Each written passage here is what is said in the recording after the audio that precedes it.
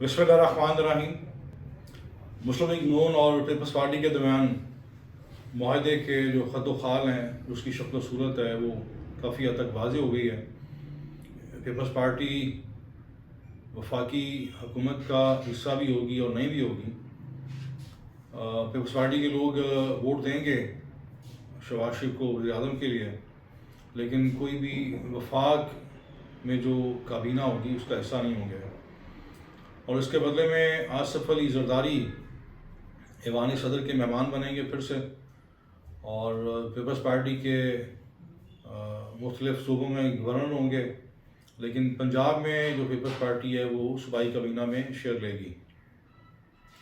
اب مزے کی بات یہ ہے کہ دو ممکنہ جو مجوزہ تو نہیں کہنا چاہیے، دو مجوزہ وزرائے اعظم، ایک طرف نواز شریف اور دوسری طرف بلاول بھٹو، ان کے درمیان مقابلہ تھا۔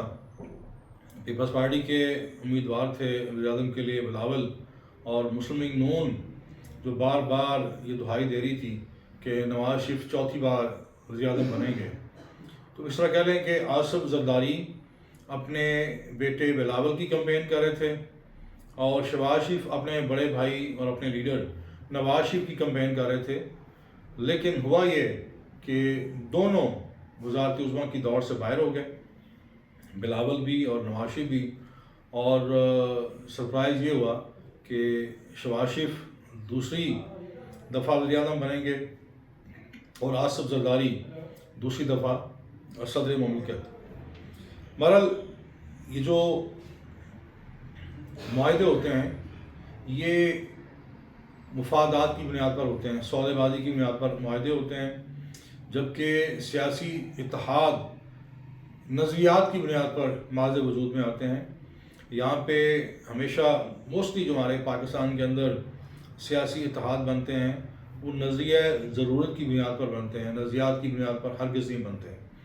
تو ظاہر ہے جس طرح کی بنیادیں ہوں گی پھر عمارت بھی اسی طرح کے بنتی ہے، اور عمارت جو ہے وہ ہمیشہ نحیف، ناتواں اور کمزور ہوتی ہے، اور پھر سال، 2 سال بعد، 2.5 سال بعد وہ عمارت دھڑام سے زمین بوس ہو جاتی ہے۔ یہ اب تک کی واحد حکومت ہوگی جو اپنے قیام کے فوراً بعد اس کی جو ہے اس کا کاؤنٹ ڈاؤن شروع ہو جائے گا، الٹی گنتی شروع ہو جائے گی۔ بڑی متنازع، نحیف اور کمزور اور ناتواں حکومت ہوگی یہ۔ اور اس کے بعد پنجاب کے اندر جو پیپلز پارٹی نے 3 نام آئے ہیں گورنر پنجاب کے لیے، اس میں ایک قمر زمان کائرہ، ایک مخدوم احمد محبوب، اور تیسرا نام ہے افضل چند کا۔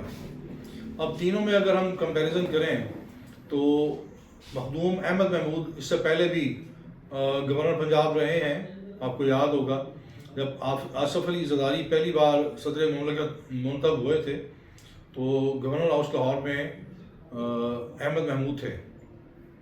دوسرا نام اگر لیں افضل چند کا، تو افضل چند ماضی قریب میں اچانک سے یہ جو چند ہے پیپلز پارٹی کا چند، یہ پی ٹی آئی کے آنگن میں اترا تھا، اور پھر کچھ عرصے بعد وہ چند دوبارہ سے آصف علی زرداری کی گود میں اترا۔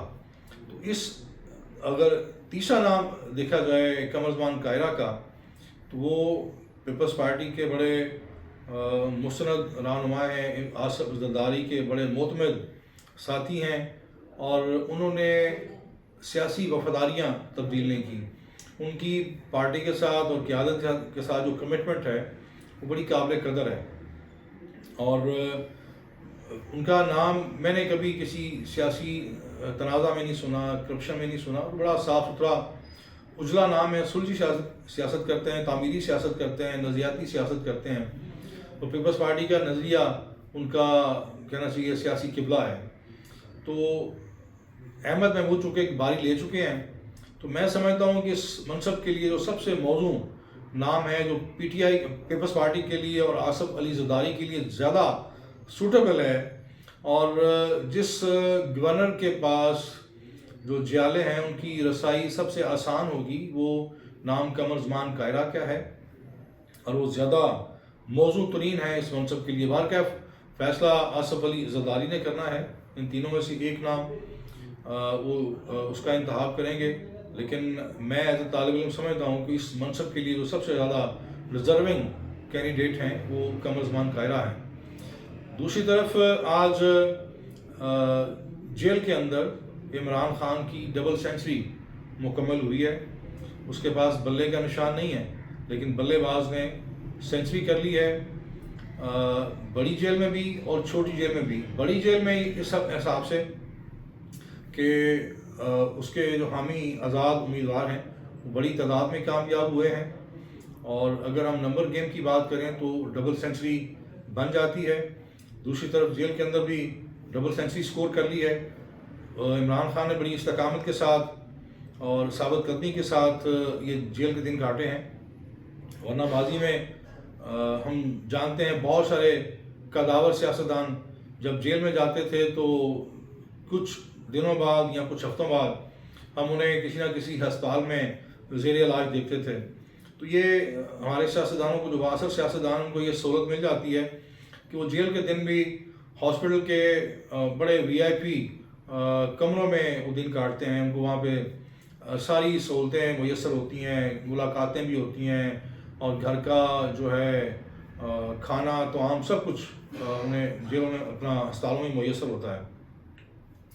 برکیف پاکستان کے اندر یہ جو سیاسی ماحول ہے یہ ابھی تک اس میں بہت ساری دھند ہے، یعنی دھاندلی کی آغوش سے پھر سے دھند نے جنم لیا ہے، اور اس سیاسی دھند میں آنے والے دنوں میں کل پنجاب اسمبلی کا اجلاس بلایا گیا ہے، اور پی ایم ایل این کا دعویٰ ہے کہ ان کے پاس جو عددی اعتبار سے ان کو برتری حاصل ہے۔ پی ٹی آئی کلیم کر دی کہ اگر پی ٹی آئی کا یہ دعویٰ ہے کہ اگر انتخابی نتائج فارم 45 کی بنیاد پر مرتب کیے جائیں تو وہ اس پوزیشن میں ہیں کہ وفاق میں، خیبر پختونخوا میں اور پنجاب میں وہ حکومت بنا سکتے ہیں۔ دوسری طرف سنی اتحاد کونسل میں جو پی ٹی آئی کا ادغام ہے وہ دو وجوہات کے لیے تھا۔ ایک تو یہ کہ آزاد امیدوار غلامی کا طوق اپنے گلے میں نہ ڈالیں، دوسرا یہ تھا کہ پی ٹی آئی کو، یعنی سنی اتحاد کونسل کو، جو خواتین کی اور اقلیتوں کی مخصوص نشستیں ہیں وہ انہیں مل سکیں، لیکن وہ معاملہ الیکشن کمیشن کے فورم پر ہے۔ لیکن اگر ہم ماضی میں دیکھیں جس طرح بلے کے نشان سے محروم کیا گیا پی ٹی آئی کو، تو مجھے 1% بھی ایسا امکان نہیں لگتا کہ ان کو مخصوص نشستیں ملیں گی، کیونکہ سارا کچھ جو اہتمام کیا گیا ہے وہ پی ٹی آئی کے مینڈیٹ کو محدود سے محدود تر کرنے کے لیے کیا گیا تھا۔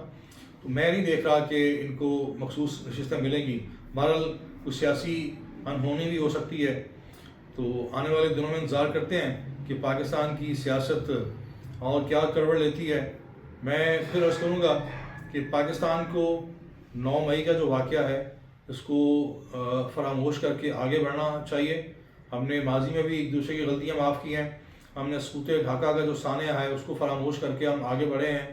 بہت سارے ایسے اور ناصور ہیں، سانحہ مال ڈاؤن ہے، اور کارگل کا ایڈونچر ہے، سپریم کورٹ پر حملہ ہے۔ ہم نے بہت ساری ایک دوسرے کی غلطیاں، بلنڈر معاف کیے ہیں، درگزر کیے ہیں۔